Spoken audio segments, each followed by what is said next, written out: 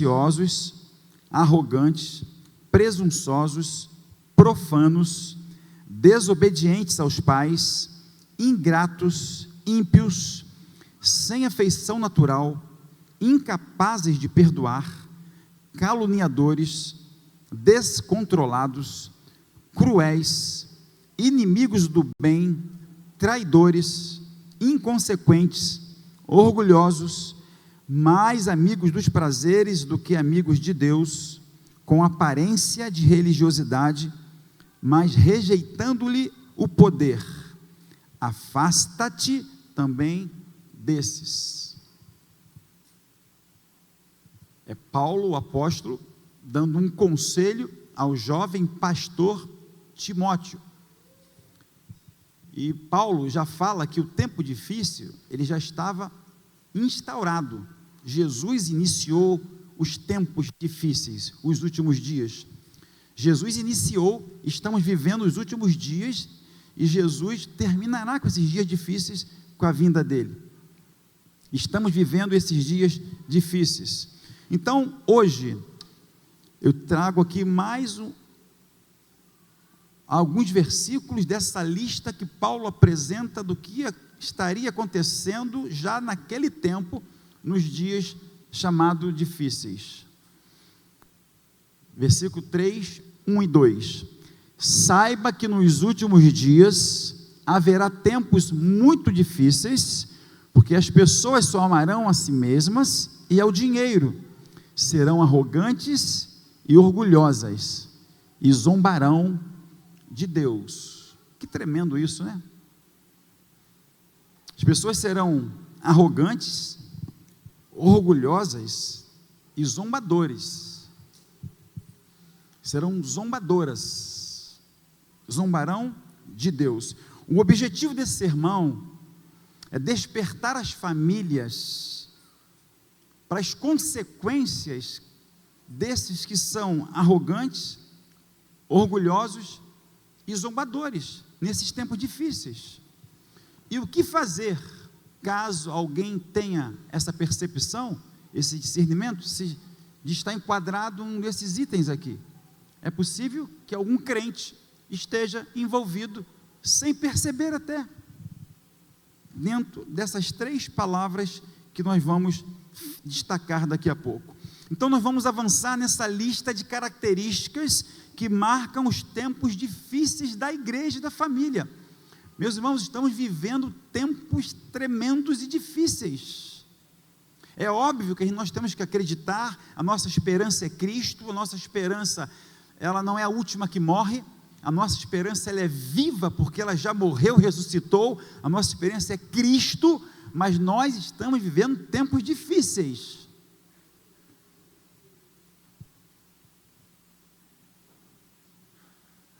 Que palavras Paulo usa no grego?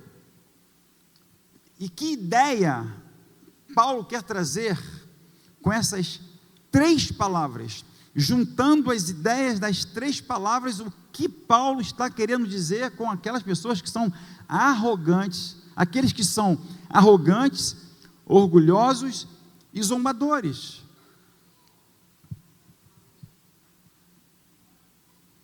Aqueles que são altivos,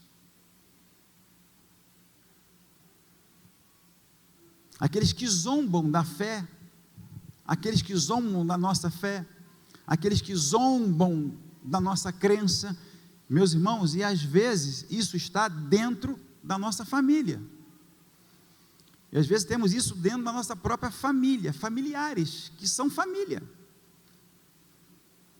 a nossa família, célula mater, é o pai, a mãe e os filhos, marido, mulher e filho, mas nós temos familiares, nós temos sobrinhos, nós temos sogra, temos genro, temos nora, temos sogro, temos tios, temos avós, temos cunhados.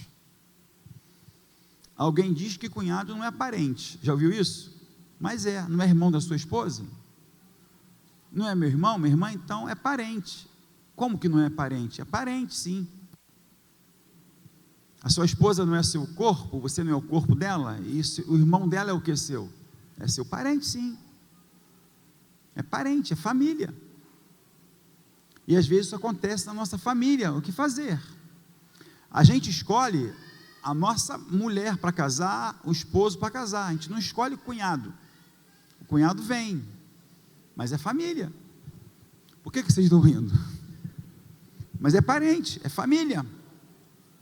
Paulo quis dizer que as pessoas nesses tempos difíceis seriam presunçosas, alguém que só fala de si mesmas, pessoas que querem realizar os seus sonhos, querem impressionar, são arrogantes, são altivos, são orgulhosos, que julgam-se superiores aos outros, são profanos, caluniadores, zombadores, desrespeitam a Deus. São marcas de pessoas nos tempos difíceis. E às vezes essas marcas dessas pessoas estão em alguns envolvidos dentro da nossa família. Sim ou não, meus irmãos? Claro que sim. E o que nós vamos fazer? É isso que a gente precisa ter consciência cristã, coração cristão, de como fazer. Então faz sentido essa palavra para você hoje? Sim ou não? Faz sentido de verdade? Claro que faz. Faz para todos nós. Então faz sentido essa palavra viva de Deus para a nossa vida. Então, lendo sobre essas marcas, podemos fazer duas perguntas que serão os dois temas, os dois subtópicos desse tema. As duas perguntas são: como podemos em família lidar com pessoas arrogantes, orgulhosas e zombadoras de Deus? A primeira pergunta, que será o primeiro ponto, e a segunda pergunta, que será o segundo ponto: como podemos em família criar uma cultura de humildade e de temor a Deus? A Bíblia nos ensina isso.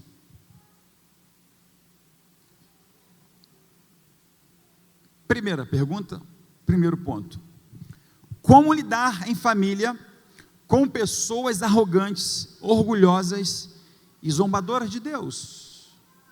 Como você lida com isso? Primeiro, não é o primeiro ponto. A primeira ideia: você tem que ter autoridade na sua casa. Sua casa, sua regra. Minha casa, minha regra. Meu carro, minha regra. Você tem que ter uma autoridade. Você é cristão, você é o sacerdote da casa, você tem que exercitar com sabedoria, com humildade, essa sua autoridade. Me lembro aqui agora, tudo que eu trago aqui, eu não penso em casa, me vem aqui no púlpito, as minhas experiências. Me lembro aqui que eu era recém-casado, primeira semana depois da lua de mel, recém-casado. Fomos receber o nosso sogro, o meu sogro lá em casa, pai Zuleika, meu amigo. O pai dela era o meu amigão, gostava de mim, me amava, e eu gostava demais daquele seu Zé, chamaram de seu Zé. Que homem bom, que homem generoso, mas ele gostava de uma birita, ele bebia. Pai da minha esposa, mas nós já tínhamos combinado isso. Deus já tinha nos dado uma estratégia para a nossa família, e eu nem sonhava em ser pastor. E nós tínhamos combinado assim: Zuleika, tudo que for relacionado à sua família, fale você. Eu não vou falar, mas você vai falar com a minha autorização, com a minha aquiescência. Você fala porque é a sua família, então você fala, você tem voz lá, eles vão te ouvir. E tudo que for relacionado à minha família, digo eu. Aí o pai dela chegou lá em casa para almoçar, um sábado, e nós fizemos, a Zuleika cozinha muito bem, ela fez um almoço especialíssimo, primeiro almoço, primeira visita nossa, meu sogro, não foi minha sogra, foi meu sogro, o meu sogro foi lá em casa, e com o maior carinho recebemos ele. Aí ele falou assim: eu vou ali na esquina, já volto. Aí ele de bermudão, sem camisa, barrigão, aí foi, saiu na rua, daqui a pouco ele vem com refrigerante e com 2 cervejas. Aí ele chegou lá em casa e botou em cima da mesa.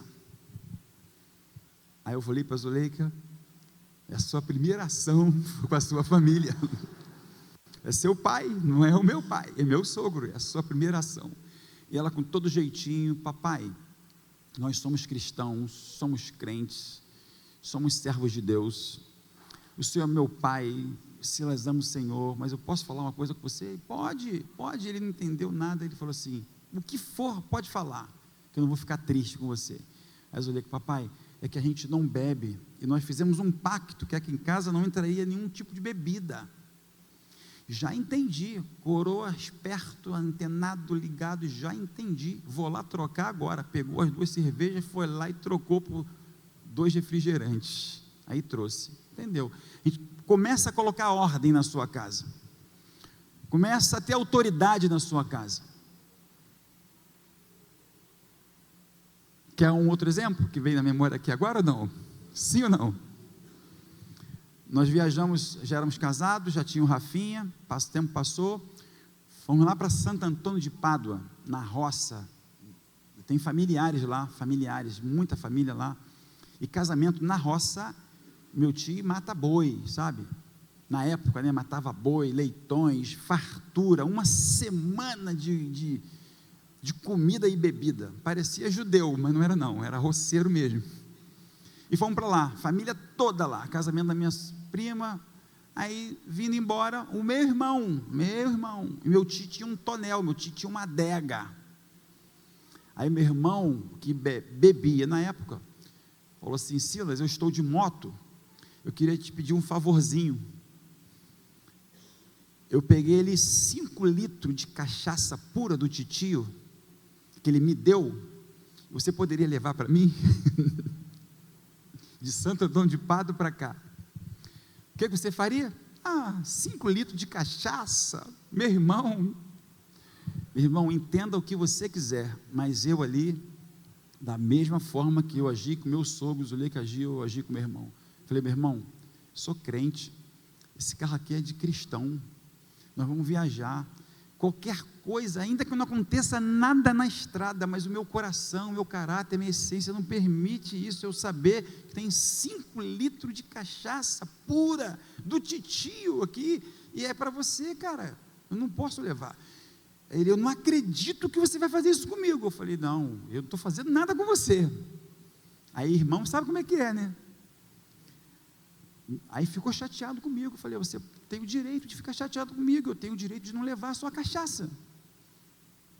Aí ele pediu um outro primo nosso, que gosta também de uma cachaçinha, aí trouxe a cachaça dele.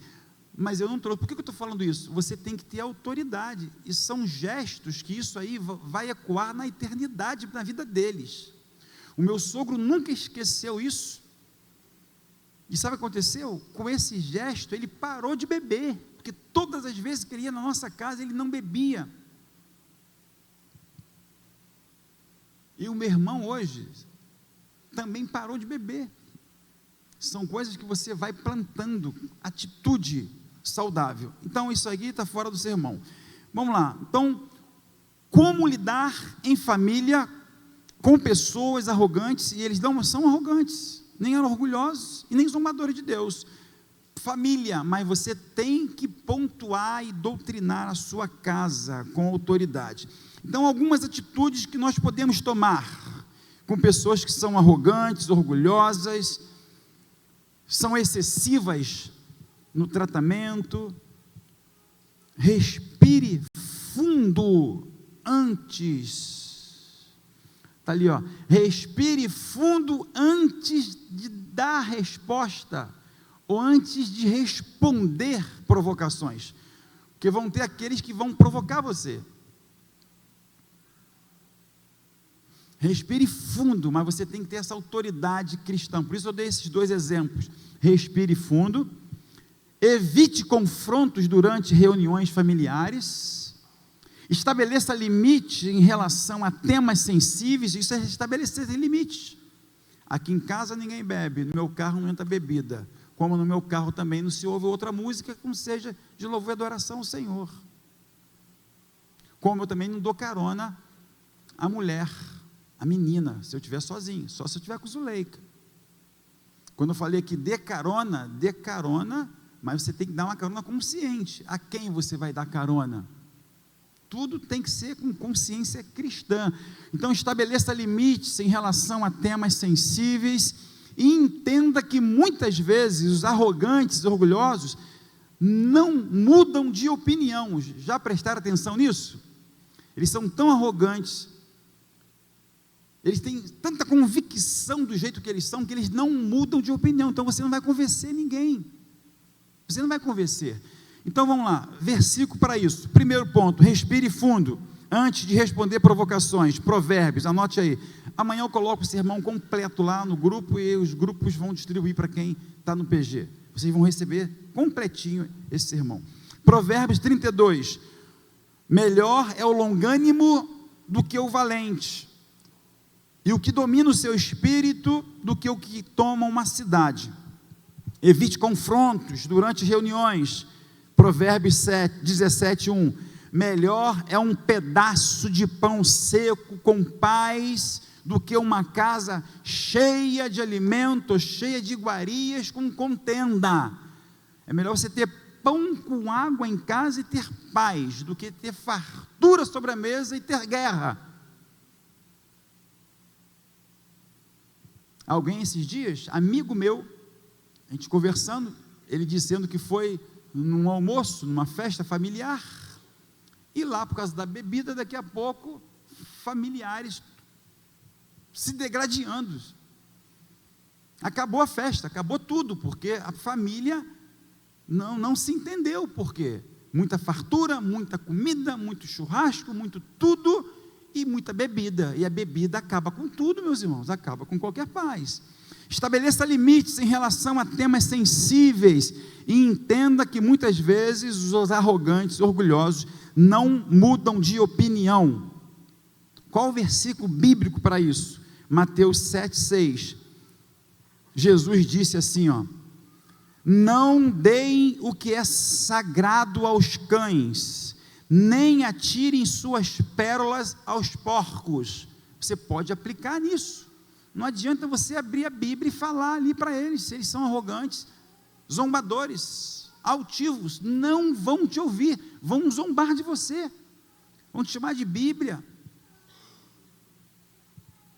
vão te chamar de crente, crentinho, pastorzinho, vai começar a zombar de você. Então, não perca o seu tempo, ore por ele, respire fundo, não ore, e eu somente ore.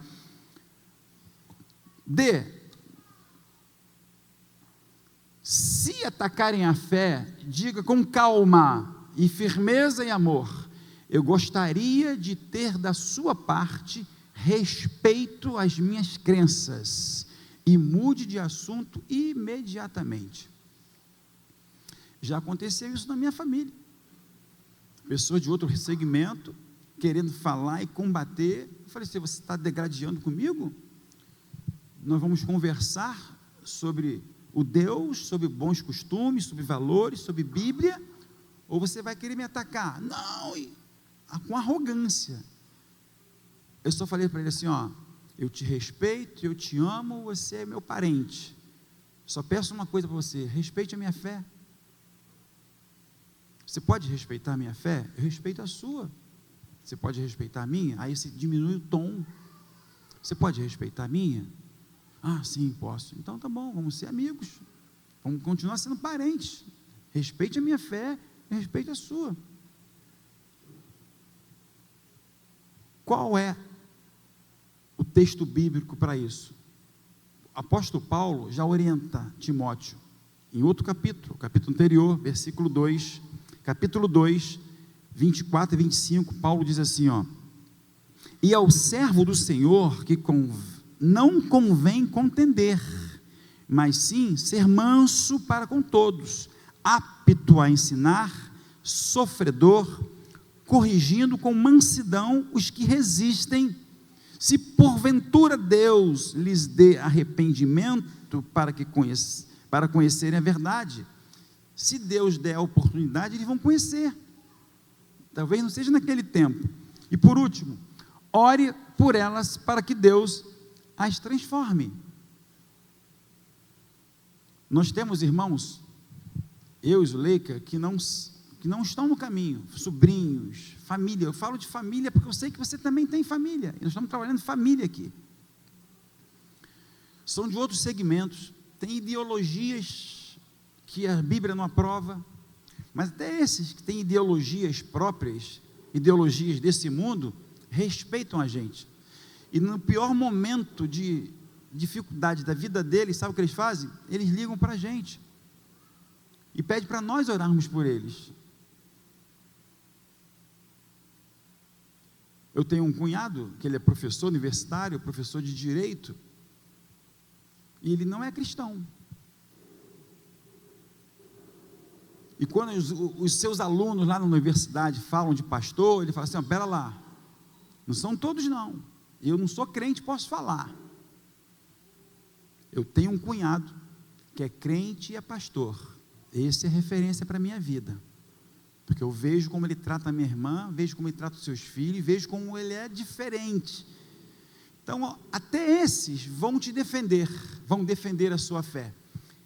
É sobre isso que nós estamos falando, como tratar isso em família. O segundo ponto, como podemos em família criar uma cultura de humildade? E isso vem para a nossa igreja também, isso vem para a nossa igreja, para a nossa comunidade. Como podemos em família criar uma cultura de humildade? Porque o jeito que você é na sua casa, você vai vir para cá e vai ser esse aqui na sua igreja, na sua comunidade. Como podemos então em família criar uma cultura de humildade? Desenvolver uma cultura familiar que valorize a humildade e o temor a Deus. É um processo contínuo, não é você dizer eu vou fazer. É a vida, é o dia a dia, é o tempo que você tem de casamento, você vai construindo isso. É uma caminhada de fé. É uma caminhada de fé com Yahvé. Isso lembra alguma coisa? O livro de Zuleika, né? Caminhada de fé com Yahvé.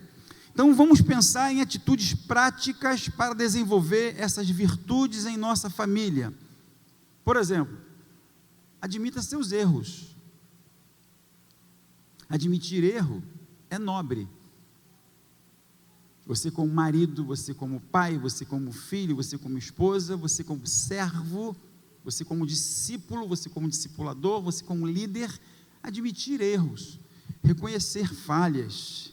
Então peça desculpa a seus filhos, eles precisam ver isso em você. Os nossos filhos sempre viram isso em nós, então eles têm facilidade. Os filhos que são criados assim, veem os pais fazer isso, me perdoa, me desculpa, com licença, por favor. Você está ensinando isso, é prática no dia a dia. Hoje eles são casados, a gente vê que eles fazem isso, eles praticam isso. E é lindo a gente ver que nós plantamos boas sementes nos nossos filhos, e eles colhem isso, e estão plantando isso na vida dos filhos agora. Isso é louvável, isso alegra o nosso coração. Então, admita erros. Tiago diz assim, capítulo 5, versículo 16, ele diz: confessai, pois, os vossos pecados uns aos outros, e orai uns pelos outros, para serdes curados. O coração de um justo pode muito em seus efeitos, mas um coração sangrando não pode nada. Primeiro o coração tem que estar curado. E Deus tem curado famílias nesses 13 dias. Nós pastores temos atendido família, é óbvio que não vamos falar nada aqui para ninguém de nada, mas Deus já tem feito processos de cura lá no nosso gabinete, para a glória dele, para a nossa alegria, meus irmãos. É você reconhecer, a gente reconhecer que nós somos falhos, somos servos, temos um coração de carne que às vezes falha demais, a mente falha demais, e nós falhamos como pai, como mãe, como filhos, como servos, como líderes. Reconhecer. Muitos casamentos estão falidos, desculpe aqui os que estão nessa condição, mas muitos casamentos falidos e quebrados por causa disso, por causa da arrogância, da soberba, por causa da falta de admitir erro. um querendo culpar o outro, arrumar um culpado. Não tem culpado. Numa relação não tem um só culpado. Os dois são culpados. Os dois precisam parar, conversar, arrefecer. Então, permita, não sei se eu coloquei ali, admita seus erros, em primeiro lugar. Segundo, permita receber correção. Permita receber correção. Demonstre abertura para ouvir o feedback e mudar quando necessário. Provérbios 15, 31 e 32 diz assim: o ouvido que atende à repreensão salutar, no meio dos sábios, tem o seu lugar, e o que rejeita a disciplina menospreza a sua alma, mas o que atende à repreensão adquire o quê? Entendimento. Tem gente vivendo sem entendimento em casa, na família, na igreja, porque não aceita uma repreensão, não aceita uma correção. A gente precisa estar pronto para ser corrigido e pronto para corrigir também. Se for a hora de corrigir, a gente tem que corrigir. Se for a hora de ser corrigido, aceite a correção. Isso é bíblico, em casa, na família. Você que é filho, quando seu pai for te corrigir, aceite a correção. Agora, pai, saiba corrigir. Saiba como fazer isso com o filho, com educação, com elegância, com fineza, com coração cristão. Quando você vai corrigir um filho, é seu filho. Você não é um torturador, você não vai torturar ninguém. Eu lembro da minha infância que meu pai torturava a gente. Nós éramos torturados mesmo, espancado, até sangrar. Enquanto meu pai não via sangue na gente, ele não parava.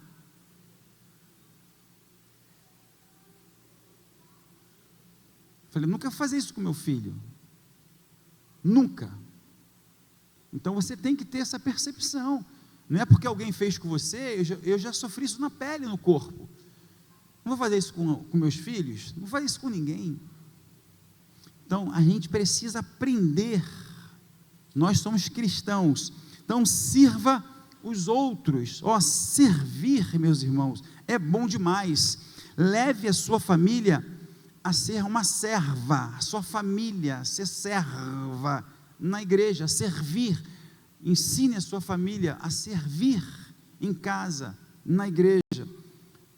Marcos capítulo 10, 43, 45, diz assim: mas entre vós não é assim, pelo contrário, quem quiser tornar-se grande entre vós, será esse o que vos sirva, e quem quiser ser o primeiro entre vós, será servo de todos, pois o próprio Filho do Homem, se referindo a Jesus, não veio para ser servido, mas para servir e dar a sua vida em resgate de muitos. O próprio Jesus nos ensinou a servir com excelência. As duas perguntas foram feitas. E agora, o que fazer com tudo isso? Como agora você cultivar o temor a Deus em meio a essa pressão? Em meio à pressão na família, na igreja, nos ministérios, como família que somos. Como agora cultivar, manter o temor a Deus em relação à pressão externa que vem às vezes de todos os lados, em casa, na família, no trabalho, para qualquer pessoa isso acontece.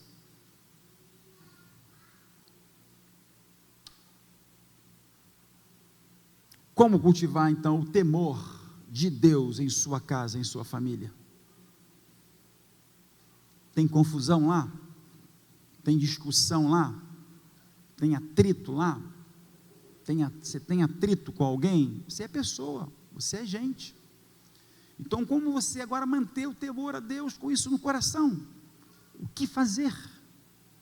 Olha, primeiro, converse em família sobre a soberania de Deus sobre tudo e sobre todos. Alguém tem que respirar fundo nessa casa. Alguém tem que falar assim: vamos parar, vamos orar, vamos nos ajoelhar, vem para o joelho. Os ânimos estão exaltados em qualquer situação. eu tenho uma resposta, eu tenho uma solução. Vamos nos ajoelhar, vamos orar, vamos clamar a Deus. Isso não é normal. Você, como cristão, você não pode entender que um momento de turbulência. A semana eu mandei a mensagem para 2 casais, e 2 casais me responderam, 2 casais diferentes, e eles me responderam assim, ó: nós estamos passando por uma turbulênciazinha. Eu falei: seja qual for a turbulência, clame ao Senhor, ore ao Senhor. Eu vou orar agora por vocês.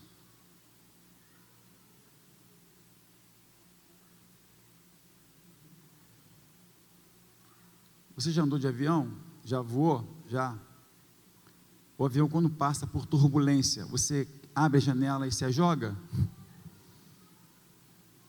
Quando o avião está em turbulência, uma vez nós fizemos um voo direto daqui a Dubai, 14 horas de viagem, 14 horas de voo, e passamos nesse período várias turbulências. O que fazer quando você entra numa turbulência? Não tem o que fazer, é só pedir a Deus: Senhor, o avião está passando por essa turbulência, e o piloto fala assim, ó: atenção, senhores passageiros, vocês, em alguns segundos, vocês passarão por alguma turbulência. Aí dá um calafrio, as pessoas se ajeitam na cadeira, eu vejo a gente baixar a cabeça, começa a orar. Então, se você ora num avião, porque ele passa por uma turbulência, e por que você não ora na sua casa, quando passa por turbulência? Estou passando por uma turbulência aqui na minha vida financeira, na minha vida conjugal, na minha vida familiar. Pare tudo. Você vai abrir a janela, vai jogar seu filho pela janela? Você vai sair pela porta? Não, é sua casa, sua família.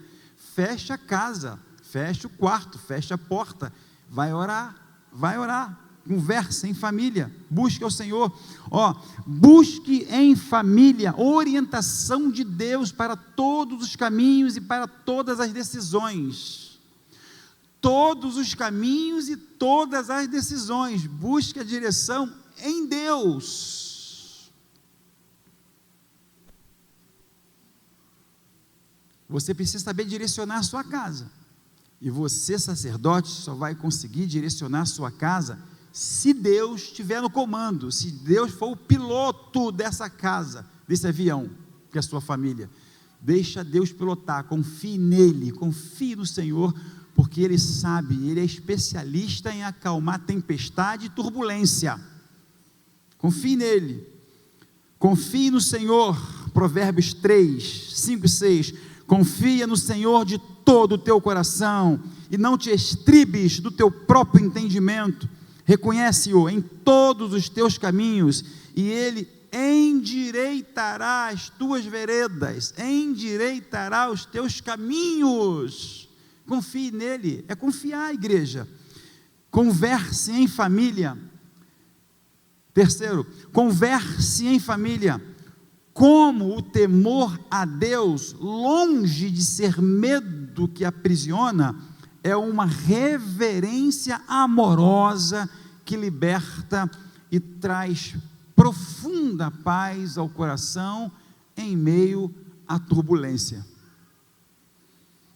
A família está em turbulência, discussão, alguém tem que parar. Pode ser o marido, pode ser a esposa, pode ser o filho, pode ser a filha. Alguém dessa casa, crente, tem que parar, tem que respirar e parar tudo. Vamos parar, não é parar para dar bronca, é parar para orar, é para parar para pedir para a turbulência parar.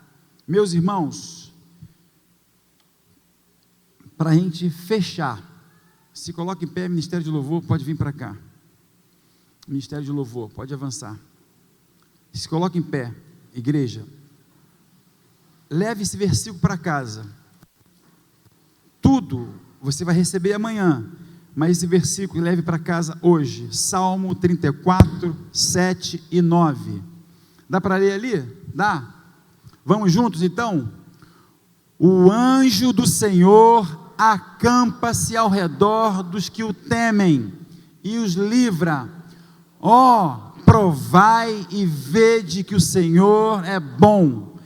Bem-aventurado o homem que nele se refugia. Temei ao Senhor, vós os seus santos, pois nada falta aos que o temem. Você teme ao Senhor? Então a promessa dele: nada falta ou nada faltará para você que teme ao Senhor. Você crê nisso? Então vamos ler de novo esse salmo, e quando chegar, provai e vede, você faz uma interjeição, você faz uma exclamação diferente, tá bom? Vamos juntos? O anjo do Senhor acampa-se ao redor dos que o temem e os livra. Provai e vede que o Senhor é bom. Bem-aventurado o homem que nele se refugia. Temei o Senhor, vós os seus santos, pois nada falta aos que o temem. Receba essa palavra na sua alma e no seu coração. Pode aplaudir a glória do Senhor. Só os humildes, só os servos recebem uma palavra dessa com o coração contrito. E você é servo, e você é família. Eu sei que você está vindo aos domingos, às quartas-feiras, está linda, porque você ama a sua família. Quem ama a sua família, levante a mão assim. Amém. Pode abaixar. Quem ama a sua família, levanta a mão e dê um glória. Glória a Deus. Deus abençoe sua vida. Vamos louvar. Sim. Essa música é a música oficial da próxima edição do Metanoia Radical. É linda demais. Vai aprendendo. Vamos cantar mais vezes aqui.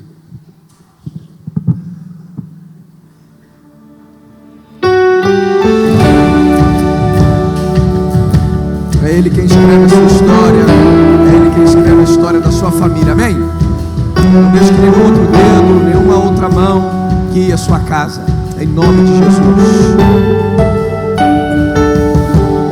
Se quiser me encontrar no meu passado, não estou lá.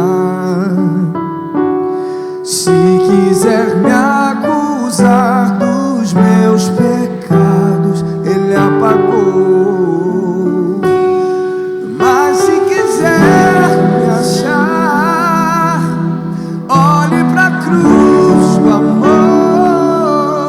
Não sou quem você é, quem Ele diz que eu sou. Diga aí. Minha história Deus já escreveu. Ele é o escritor e eu sou uma carta viva de Deus. Minha história Deus já escreveu. Eu sou escritor e eu sou apenas uma carta viva. Uma carta viva de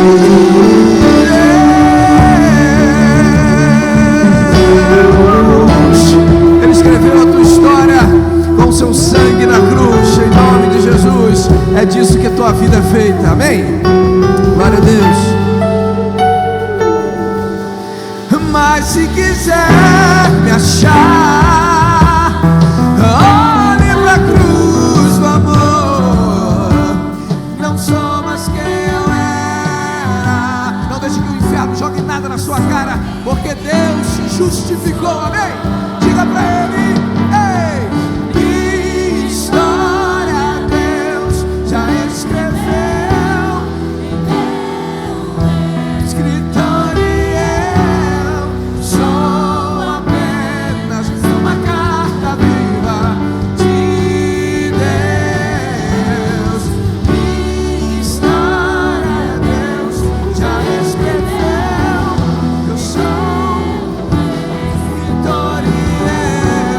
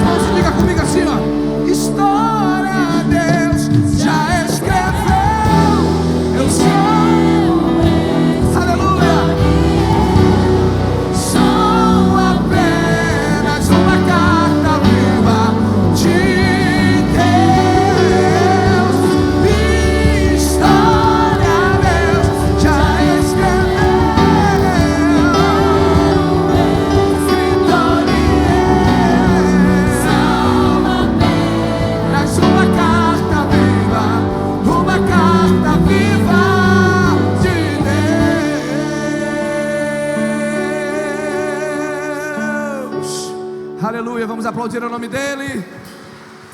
Obrigado, Jesus.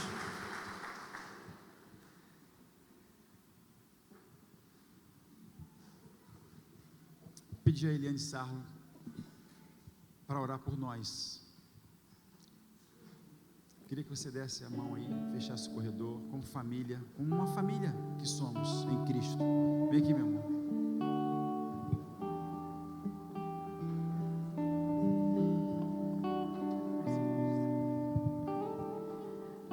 Pai querido, eu só tenho que dizer muito obrigada, Senhor. Obrigada pelas famílias aqui representadas.